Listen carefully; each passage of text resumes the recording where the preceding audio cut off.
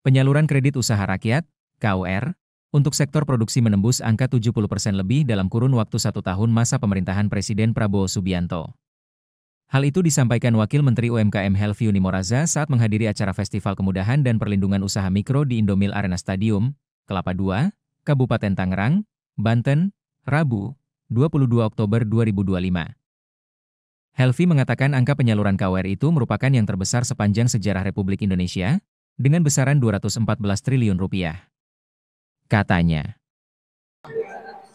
kami dari Kementerian UMKM siang ini mengadakan Festival Kemudahan dan Perlindungan Usaha bagi UMKM se-Provinsi Banten yang dipusatkan di Kabupaten Tangerang.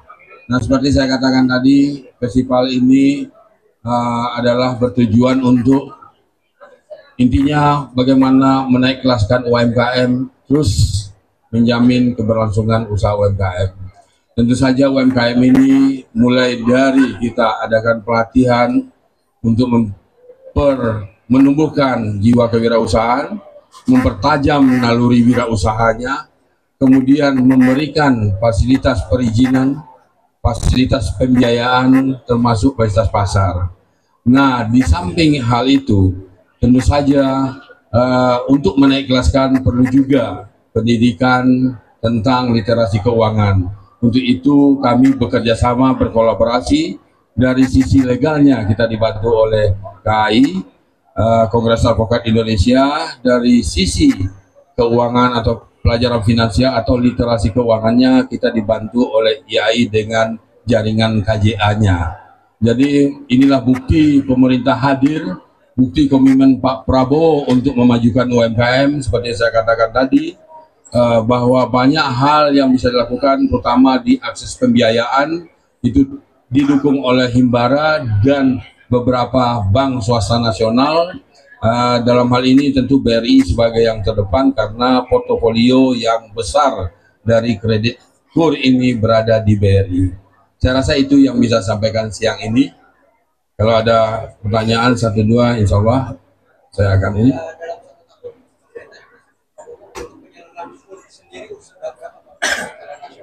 Kalau secara nasional tadi sudah dijelaskan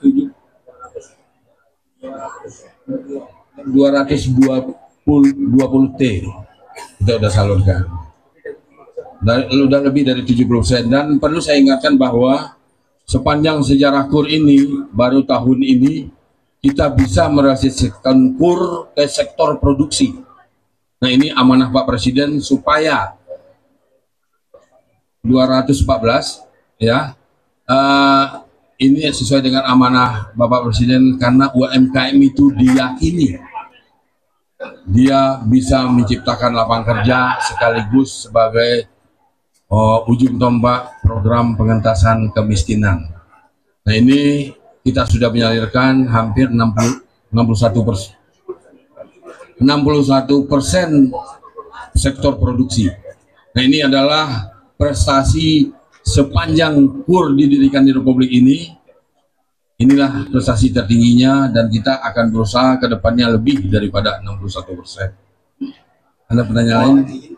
Pak, tadi disampaikan bahwa Pak Prabowo mendorong agar UMKM tidak punya utang lagi, itu gimana?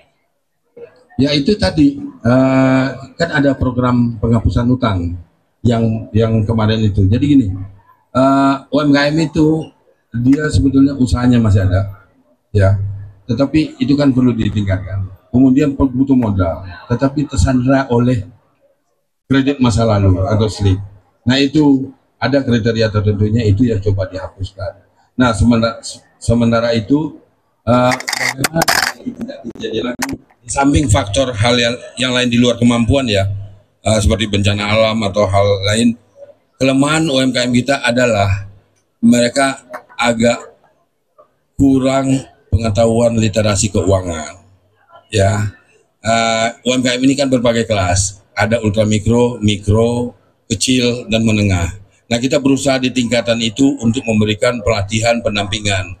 Nah, tentu saja hal ini harus diselenggarakan oleh profesional-profesional, baik dari legalitas maupun literasi keuangan.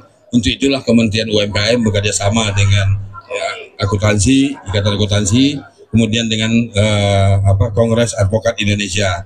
Jadi kalau ada UMKM yang mengalami kasus hukum, monggo. KAI sudah menyatakan komitmen siap untuk membantu karena sudah ada MOU. Kemudian ada yang UMKM yang merasa sudah naik kelas, kemudian pergi ke perbankan, kemudian terkendala dengan laporan keuangan, monggo ada IAI untuk tempat bertanya atau konsultasi. Nah itulah bukti pemerintah memfasilitasi UMKM tadi. Ya saya rasa itu ya yang bisa saya sampaikan.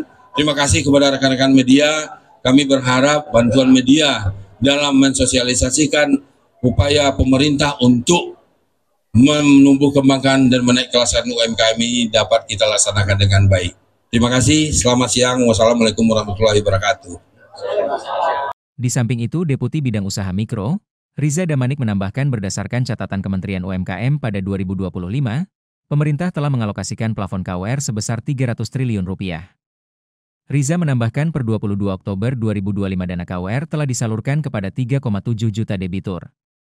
Paparnya, UMKM di seluruh Indonesia, di mana lebih dari 1 jutanya adalah debitur UMKM yang baru saja tahun ini menerima.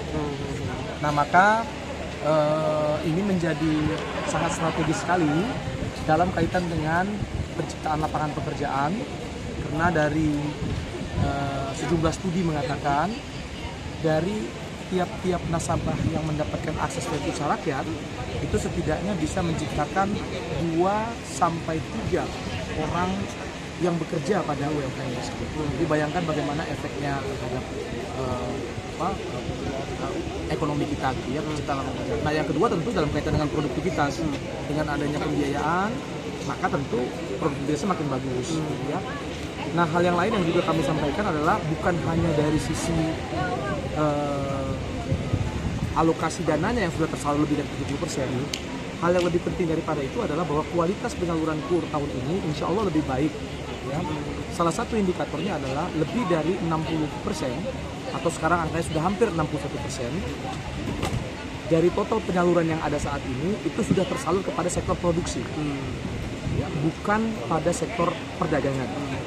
Ya, jadi paling besar alokasinya itu sekarang sektor produksi dibanding dengan sektor perdagangan. Kalau sebelum-sebelumnya itu sektor perdagangan menjadi majority. Bagus saja di sektor perdagangan ini, tapi memang penyerapan tenaga kerjanya sangat terbatas. Nilai ekonominya atau nilai tambahnya tidak ada. Nah, sementara kalau kita pergi ke sektor produksi, ini menjadi satu lompatan yang luar biasa.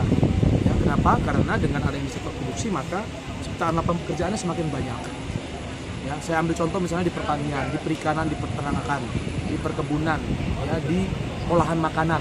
Ya, ini semuanya adalah sektor-sektor produksi yang bisa memberikan nilai tambah kepada UMKM kita, yang bisa menciptakan lapangan pekerjaan yang lebih banyak lagi. Nah, maka dari itu kami berkeyakinan ini bisa menjadi fondasi kita menuju Indonesia Emas tahun 2045, di mana UMKM kita sudah bertransformasi dari sektor informal ke formal, dari sektor perdagangan yang tadi populasinya sangat gemuk, sekarang sudah mulai bergeser ke sektor produksi, dan hari ini pembiayaan kita juga telah memberikan dukungan terhadap pengembangan sektor-sektor produksi strategis tadi. Itu mungkin. Sip ya. Jangan lupa subscribe ya.